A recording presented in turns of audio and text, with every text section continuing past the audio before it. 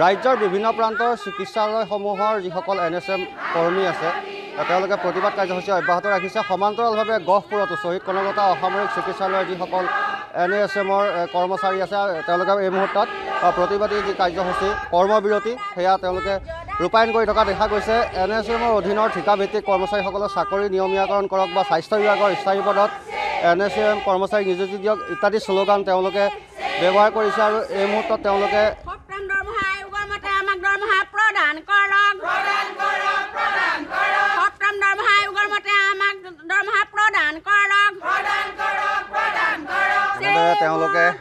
চৰকাৰৰ দৃষ্টিগোচৰ কৰিছে।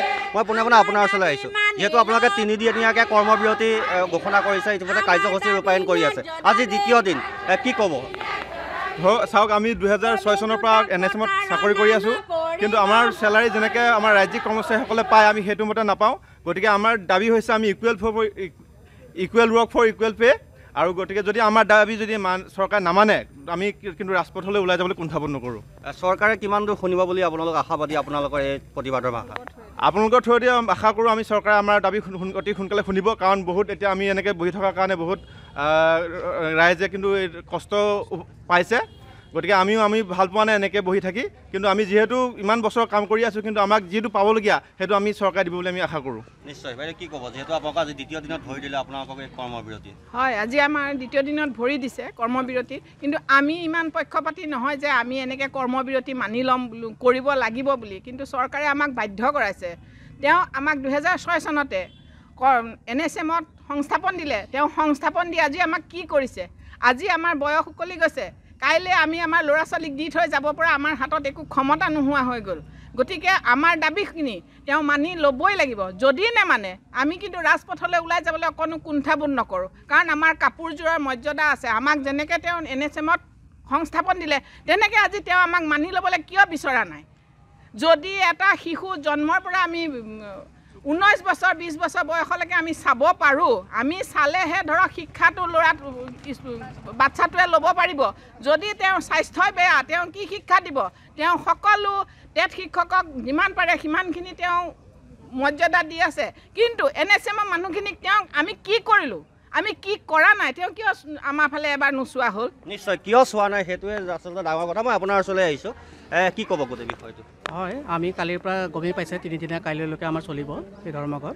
কি দাবী আছে আপোনালোকৰ? আমাৰ দাবী আছে যে আমাৰ ৰাজ্য চৰকাৰৰ অধীনৰ কৰ্মচাৰীসকলে যিখিনি সা সুবিধা লাভ কৰি আছে, শেহতীয়াকৈ তেওঁলোকক টাৰ্ম ইঞ্চুৰেঞ্চো দিছে 1 কোটি টকাৰ, আপোনালোকে চাগে গমেই পায়, আকস্মিকভাৱে যদি মৃত্যু হয়। কিন্তু NSMৰ কৰ্মচাৰীসকলৰ তেনেকুৱা একো সুবিধা নাই। আজি হঠাৎ এজন কৰ্মচাৰী যদি কৰ্মৰত অৱস্থাত তেওঁ নোহোৱাও হৈ যায়, নিহতও হয়, তেওঁৰ মানে একো নাই, ক্ষতিপূৰণ এটা সামান্য এটা 500 পৰা 7 লাখ টকা এটা আছে, তাৰ বাহিৰে একোৱেই নাই। তো আমি আশা কৰিছোঁ যে ৰাজ্য চৰকাৰৰ কৰ্মচাৰীসকলে যিখিনি সুবিধা, যিহেতু কাম আমি একেই কৰিব লগা হৈ আছে, তেওঁলোকে কাম স্বাস্থ্য বিভাগৰ দৰে এটা গুৰুত্বপূৰ্ণ বিভাগত আমি কৰ্মৰত, আমাৰ ৰেগুলাৰ কৰ্মচাৰীসকলে যিখিনি বহুত সা সুবিধা লাভ কৰে, আমাৰ একোৱেই সুবিধা পোৱা নাই। 2006 চনৰ পৰা আমাৰ এতিয়া বহুতসকল আমাৰ জ্যেষ্ঠসকল যথেষ্ট বয়সেই উকলি গৈছে, কিন্তু তেওঁলোক আমাৰ দৰমহাও একেবাৰে ৰেগুলাৰসকলৰ তুলনাত তেনেই নিম্নমানৰ, একেবাৰে সামান্য দৰমহাত কাম কৰি আছে। জীৱনৰ কোনো মূল্য নাই, চাকৰিৰ কোনো মানে ডিজিটেল লাইফ নিৰাপত্তা নাই। তো আমি ভাবিছোঁ যে আমাৰ ৰাজ্য চৰকাৰৰ সমপৰ্যায়ত যিহেতু 7ম দৰমহা আয়োগৰ তেওঁলোকে পাইছে, এতিয়া চাগে 8মেই পাব, অহা হেৰিয়াত 2026 ৰিভাইছেই হ'ব।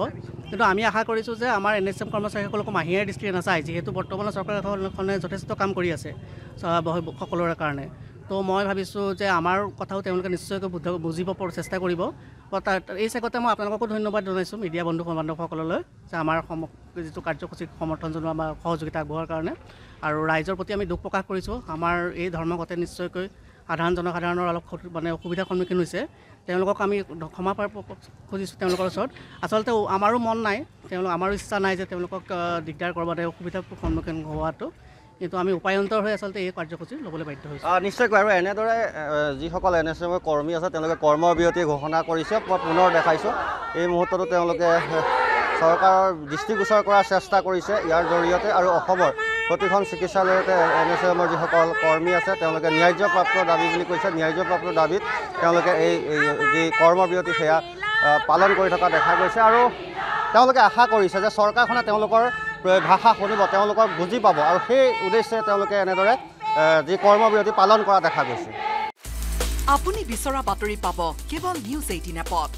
নিউজ 18 এপ ডাউনলোড কৰিবলৈ স্কেন কৰক এই QR কোড গুগল প্লে ষ্টৰতো পাব এই নিউজ 18 এপ